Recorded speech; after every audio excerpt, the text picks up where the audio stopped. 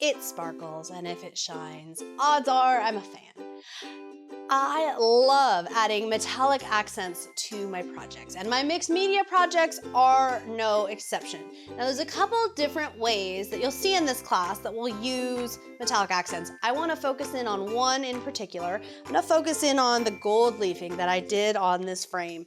So easy, so much fun to do, and so quick. So I'll share that with you, but I also, before we do that, I want to show you a couple different things. So when it comes to metallic products, we have a lot of options. You'll see mousses, you'll see sprays, you'll see paints, you'll see gold leafing. There are a lot of options out there. Which one you pick is going to depend on your project and what you're trying to do. If you're trying to add just a few little flecks of color, you may want to go with a mist or a paint. Let me show you that first. So here I have a tag. It does have a little gesso on it, but that's not important. That just happens to be the tag I pulled out. And I have some Heidi Swap mist. Now, this is fun because you see how there's all that gold sediment in the bottom. You can shake this up really thoroughly or not. If you don't shake it up as much, you'll have a little less gold show up when you go to put this on. You don't have to shake it up thoroughly because you're going to remove the top. And I like to make sure there's no chunks of gold sitting on the bottom here.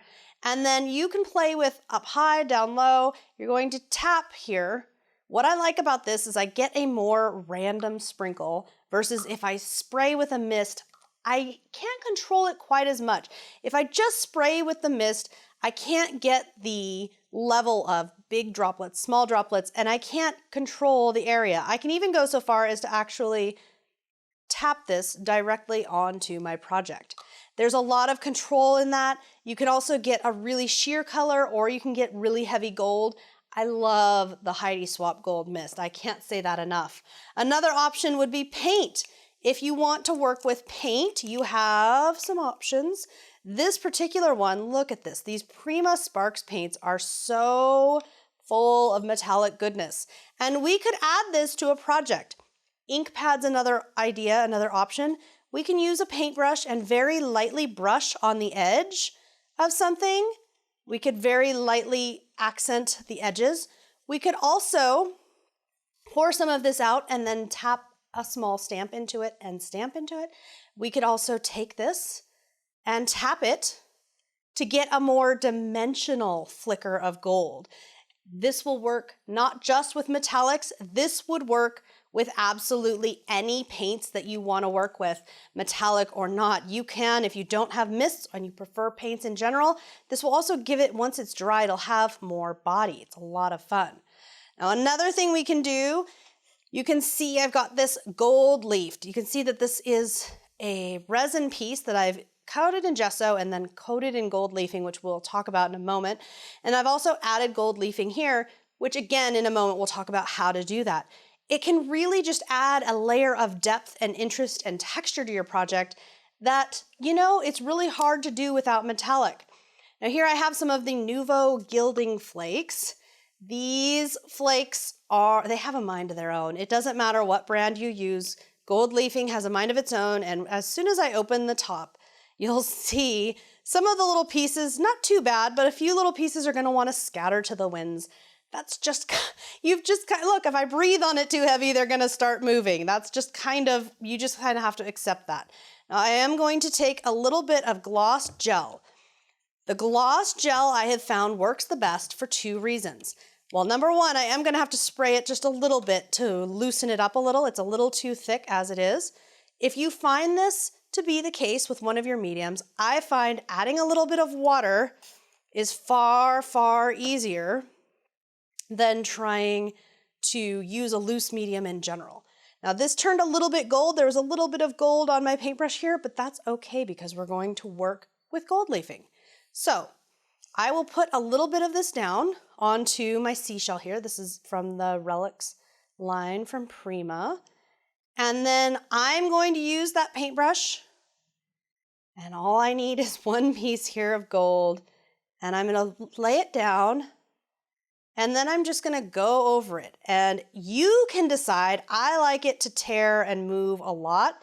If you want to have it tear and move around a lot and go in a lot of different places and not be one big chunk, you'll be a little more rough. If you want it all to stick just exactly as you put it down, you'll be more gentle. But this is not going to be an exact science. With gold leafing, what you're going to need to do is you're going to have to want that kind of funky, rough gold look. It's got a texture to it. It's so much fun. And what I really love is when you use gold leafing, if you have a textured element such as this seashell, it is so fine and so thin. The texture absolutely will show through. Now you might think that this looks a little bit ruined because it is so matte finish, because the gold is not shining through. This was glossy medium. So do remember, when you're using glossy medium, it looks matte finish and, well, rather icky when it's wet. Once it's dry, it will be fully shiny and beautiful. Which takes us to the example here where we have that. This is just a cluster of different textures and embellishments and fun stuff tucked together here. A sticker. We're going to focus on the frame, on the leafing of the frame. So to do that, we have our gold leafing, and this is a Tim Holtz frame. What I love about this is it comes in two parts. So I can make my image here. I can even go so far as to mark on the board where it's going to be, but I can keep it separate so that as I decorate the frame, I don't have to worry about things going back and forth. I don't need to worry about if I am contaminating something with color medium or anything like that. And I'm going to show you two different ways. So it works just as it is, plain wood, or we can add a little bit of gesso, and it does not need a lot. So we can add a little bit of gesso, and this is a beautifully textured frame, and just go over it every which way. Normally, if you were working on this, I would advise that you keep your gold leafing sealed up until you're absolutely ready to work with it. And the reason for that is because it will, if I breathe on that, it will blow every which way. And you certainly don't want that to happen at home, because I can tell you, it can take quite some time to clear up, and it's not ever fun to have to pull out the vacuum cleaner during a crafting session just because you sneezed or let out a huff and your gold leafing flew everywhere. So the option number one is to coat this in gesso before you do it. If you do that, you'll want it to fully dry. Your other option is to use the raw wood. I'm going to show you both so that you can see what the difference is. Now, once again, we're going to take a paintbrush. We're going to take our gel medium.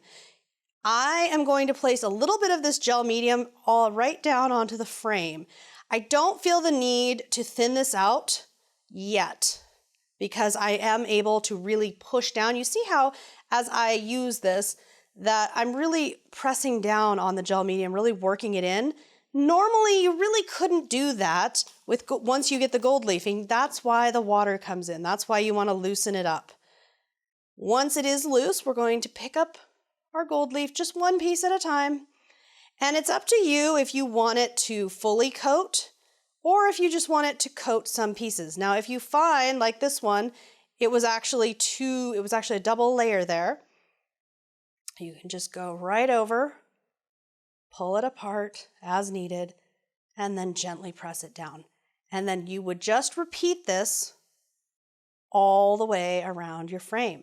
Now, if you want this to be fully coated, all the way covered in gold leaf, I would maybe consider doing gold paint instead, because if you truly want it to be completely covered, to me, the gold leafing doesn't show as nicely as when it's broken up a little.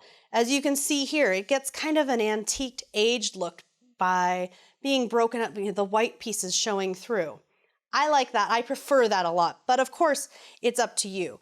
I would expect it to take quite a bit of time should you decide you want to fully cover something in gold leafing, since it is small little flakes at a time.